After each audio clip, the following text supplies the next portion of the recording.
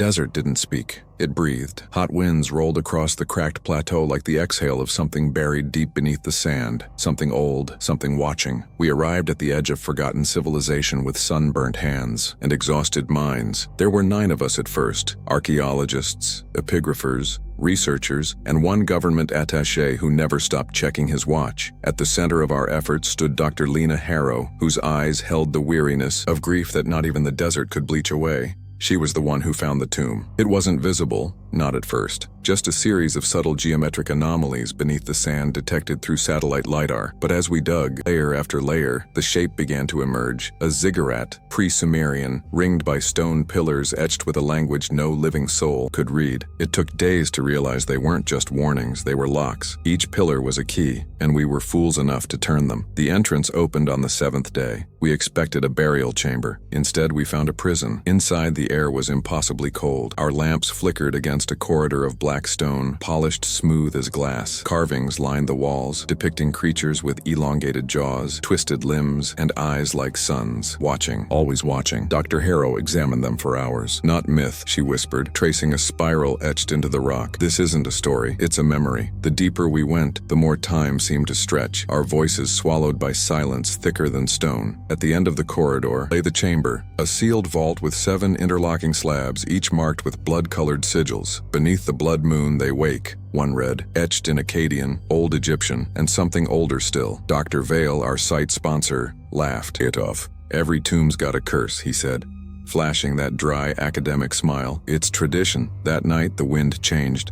A sandstorm rolled in without warning, swallowing the sky. We huddled in our tents, clutching notebooks and water. Jugs' canvas flapped and the storm screamed around us. Callum, our tech specialist, was on night watch outside the vault. Always the clown, always the optimist. "If I turn into a mummy," he'd said before heading out, "make sure I look hot in the museum." He didn't come back. By morning, the storm had passed, but something else had taken its place. Callum's tent was torn apart from the inside. His gear was scattered. Blood soaked the sand in spirals, but there were no tracks, no signs of struggle, no footprints leading away, only the claw marks, 4 deep gashes gouged into solid stone, high above, where any human could reach. The team went quiet after that. No jokes, no theories, just an unspoken awareness sinking in. We had opened something that had never wanted to be found. Dr. Harrow stared at the entrance of the tomb for a long time that day. She didn't say a word, but her hands shook as she reached for her notebook and drew the spiral. The same spiral we'd seen carved into the walls, the same one etched into the blood, the same one beginning to appear in our dreams. We didn't speak much that day. The heat clawed at our necks, but it wasn't the sun that made us sweat. It was the absence of sound. Even the wind seemed hesitant now,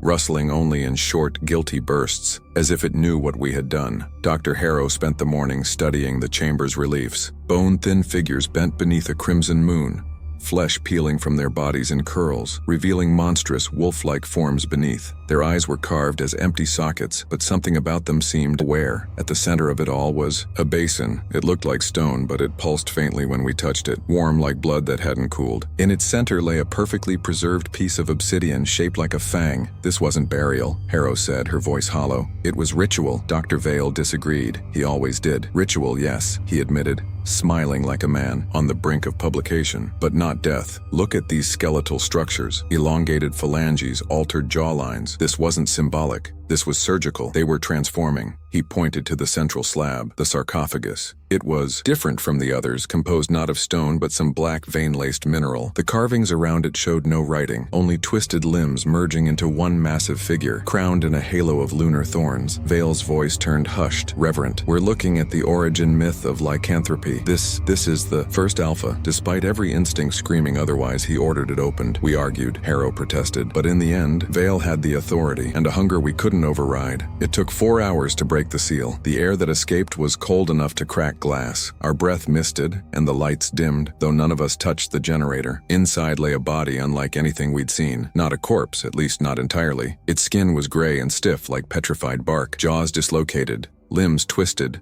the chest embedded with what looked like runes carved into bone, and its eyes were open. We fled the chamber after that. That night, no one slept. I heard scratching from inside the stone walls of my tent. Others heard whispering in their native tongues, though no one was speaking. Harrow sat up all night sketching, her hands trembling as she traced that spiral again and again, deeper with each pass, until the paper tore. Then the screaming started. We found Sarah, our geologist, in the supply tent, hunched and growling, her back split open with pulsing red veins crawling up her spine. Her fingers had grown longer. Her teeth had changed. But worst of all was her voice, because it wasn't hers. She spoke in Callum's voice, then Vale's, then a chorus of voices, some of which we didn't recognize. We tried to restrain her, but she moved fast, inhumanly so, and bit one of the interns before tearing through the tent walls and vanishing into the dark. By dawn, we found what was left of her body, hurled near the basin, face serene, as if asleep. But spirals had been carved into her flesh, not by a blade, by her own fingers,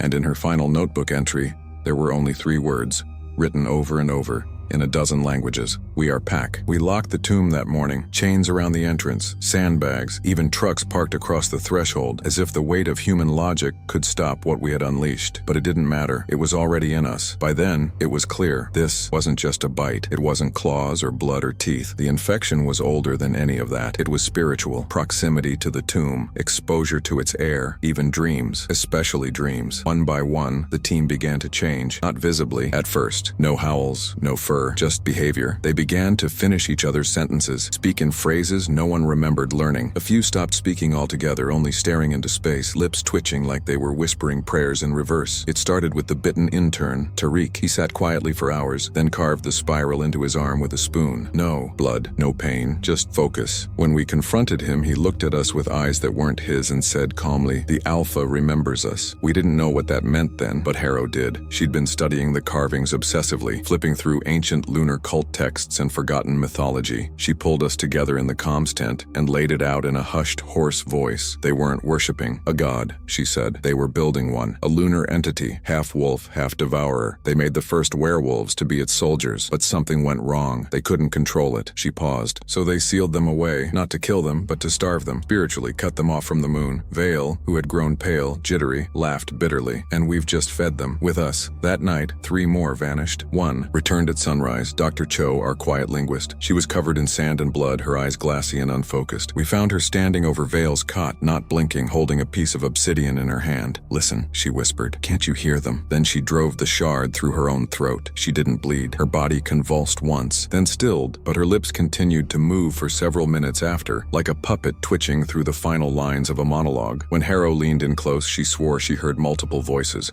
Men, women, children chanting the same phrase. "We are the first. We are the many. We burned the body." But the air around the fire screamed. We tried to leave. The trucks wouldn't start. The GPS refused to update. The satellite phone cracked with white noise that occasionally resolved into howling. Soft and distant, yet somehow close. That's when we knew. The infection wasn't spreading outward. It was pulling inward, dragging us closer, not to feed on us, to make us part of it. By then, there were only 5 of us left. Dr. Lena Harrow, Aaron Vale, whose eyes no longer met ours, Basra, our engineer, Milos, the ex-military dig security, and me. None of us were sleeping anymore. Not really. We'd lie down, but the moment our eyes closed, we were there, in the dark below, in the tomb, seeing through eyes that weren't our own, running, howling, tearing, becoming. It was Milos who snapped first. He woke screaming and pulled his pistol, swearing he saw something in Harrow's eyes.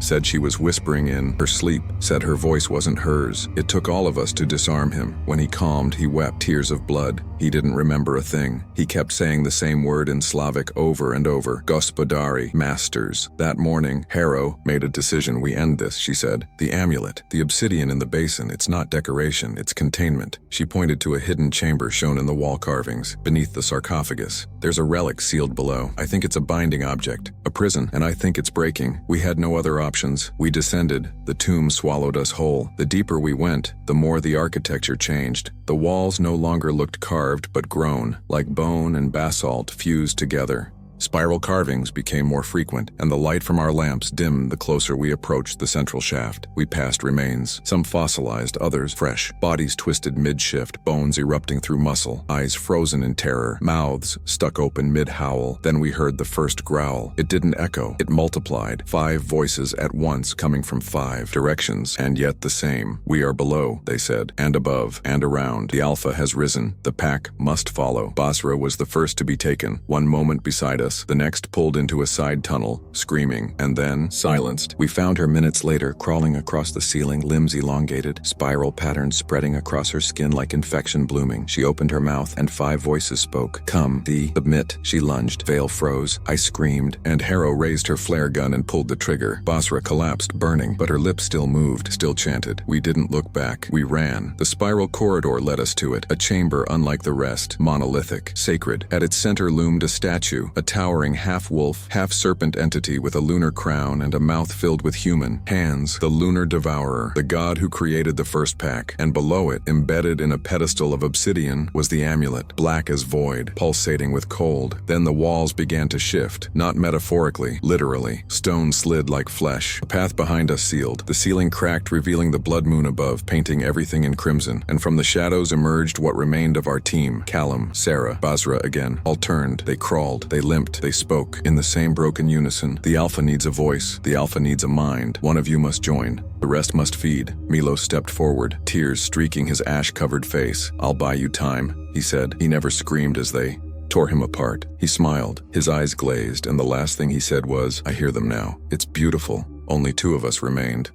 Dr. Lena Harrow, silent now, her face streaked with ash and blood, and me, too broken to run, too afraid to scream. We stood in the ritual chamber beneath the lunar devourer, surrounded by stone that breathed, by shadows that watched. The black obsidian amulet pulsed before us, set into the altar like a fossilized heart. Behind us, the pack pressed in. Callum, Sarah, Basra, Milos. Their bodies were grotesque now, half-shifted, skin hanging loose over bones that bent wrong. But their voices were unified, calm, reverent. The Alpha waits. The bond must be made. The vessel must remain. The obsidian was cold in Harrow's hands, yet it shimmered like liquid. She looked at me, not afraid, not even angry, just resolved. "I studied them my whole life," she whispered, "and now I understand. They weren't wolves, they were memories, weaponized, made flesh." She stepped to the altar. The Alpha's presence throbbed in the air, invisible but suffocating. It was inside all of them now, every infected member of our team. But it didn't want bodies, it wanted a conscience, a will, a voice, and Harrow gave it one. She pressed the amulet to her chest. The tomb shook, the pack howled, not in rage, but in praise. Her body convulsed, lifted from the floor. Light bled from her eyes, golden, blinding. Spiral carvings erupted across her skin like brands. Her scream was neither human nor beast. It was both, and more. Then silence. She stood at the altar, eyes still glowing, breath shallow. The pack fell. Still, their bodies slackened and crumbled into dust. One by one, they returned to the stone from which they had been carved. The tomb sighed. Harrow turned to me, but it wasn't just Harrow anymore. I stepped back. Her voice echoed, dozens at once, male and female, child and ancient. "We remember who we were, and we will not rise again." She smiled, a sad, knowing thing. Then she sat on the obsidian throne below the lunar devourer, her hands folded in her lap, like a sentinel, and the tomb began to close. Stone slid into place around the chamber, sealing her in. Light died, silence fell, and I was alone. I don't remember how I got out. The desert took me, or maybe the tomb let me go. I wandered for days until a military convoy found me delirious, clutching spiral-shaped drawings in my bloodied notebook. They never found the tomb again, or the bodies, or Harrow, but I know she's still there. Not sleeping, not dead, watching. Centuries later, a drone scans a shifting dune field after a freak earthquake. The sand collapses into a wide, circular depression. The satellite camera zooms in. A heat signature pulses faintly from beneath the surface, cold but alive, A low howl cuts through static, just one, cut to black. If you enjoyed this story and want more chilling legends and terrifying tales, make sure to like this video, it really helps us out. You can also click on our Ultimate Werewolf playlist to watch more horror and cryptid stories. The link is in the description below. And if you love horror, folklore, and unexplained mysteries, subscribe to the channel and join our growing community of fear seekers. But don't stop there. Turn on notifications by clicking the bell icon so you never miss a new story. Because in the world of horror, the scariest things happen when you least expect them. And trust me, you don't want to be left in the dark. Welcome to the darkness.